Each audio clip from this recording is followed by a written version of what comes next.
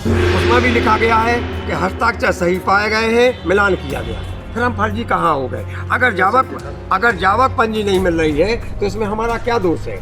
मैं विगत 2 वर्ष से बहुत बुरी तरह से प्रताड़ित हूँ। मेरा पूरा स्टाफ मानसिक रूप से प्रताड़ित। 2017 में विद्यालय टेक ओवर हुआ।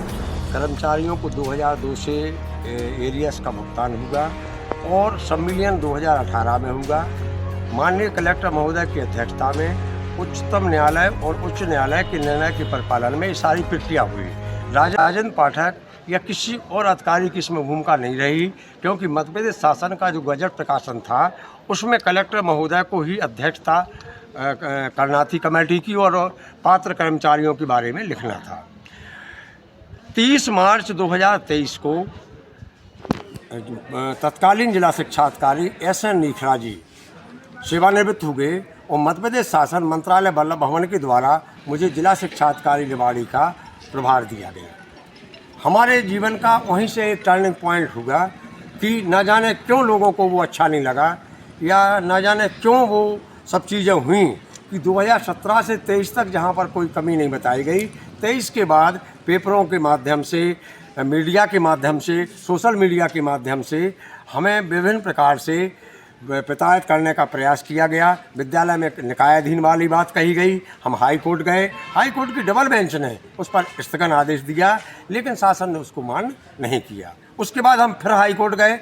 ये आदेश है जिसमें शासन ने लिखा है कि इस विद्यालय को शासकीय कोड दिया जाता है और उसी के आधार पर हमें शासकीय कोड फर्स्ट के विद्यालय को शासकीय कोड आवंटित किया जाता है। तो आप भी बहुत अच्छी तरीके से जानते हैं कि जो विद्यालय को शासकीय कोड आवंटित हुआ है और माननीय उच्च न्यायालय के निर्णय के तहत हुआ है, तो ये मैंने नहीं कर लिया। अगर हमें कोई कमी होती तो निश्चित तौर पर हमें शासकीय कोड नहीं मिलता, बल्कि हमें शासकीय कोड आवंटित होने के बाद हमारे साथ में मध्य प्रदेश में जो 35 विद्यालय थे उन सभी को भी शासकीय कोड आवंटित किया गया। लेकिन एक प्रतिशोध की भावना से और एक द्वेष भावना से, जिन लोगों का हम नाम नहीं लेना चाहेंगे और नाम लेकर के हम अपने आप को छोटा नहीं करना चाहेंगे, उन्होंने RTI के तहत विभिन्न प्रकार से ब्लैकमेलिंग का प्रयास किया और ज़मीन के बारे में, स्टाफ के बारे में, कहीं एक विद्यालय में अपने सगे संबंधी भर लिए हैं, जबकि कलेक्टर महोदय की अध्यक्षता वाली कमेटी थी,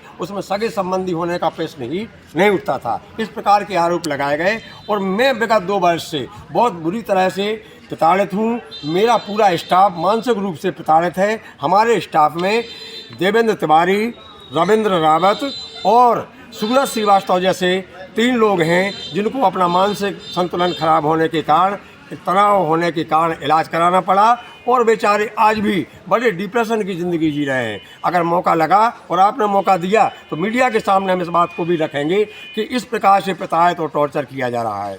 इसके बाद में हमारे साथ में जो और विद्यालय हुए हैं वहाँ शासन की सारी सुविधाएं, असेंबली की राशि सब कुछ दी जा रही है, लेकिन यहाँ के जिला शिक्षा अधिकारी महोदय बार बार कहते हैं कि नहीं आप निकायाधीन हैं। हमारे पत्र देने के बाद भी वो नहीं। हम आपको अभी एक प्रवेश पत्र दिखाना चाहेंगे। 10वीं और 12वीं की जो परीक्षाओं के प्रवेश पत्र आए उसमें भी government Shastri high secondary school ने वहाँ लिख करके आया है। ये हम आपको सबूत के तौर पर दिखा रहे हैं। तो ये क्या मैंने लिख लिया? माध्यमिक शिक्षा मंडल ने प्रवेश पत्र जारी किए हैं, वो उन प्रवेश पत्रों में लिखा है।